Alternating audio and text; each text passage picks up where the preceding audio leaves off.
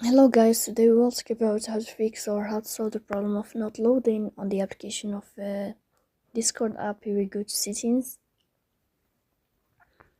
Here in this page we go to apps, default apps, app settings. In this page we go to above. Here you will search about Discord and you will click. In this page of app info you will click on first stop and you will click OK. Here you will enter to the window of storage. Here you will click on clear cache, but pay attention, don't click clear data because that can delete your account. In the end, you can turn off your phone and you can wait a moment to restart your phone again to fix that problem. So please don't forget to support us by like and subscribe.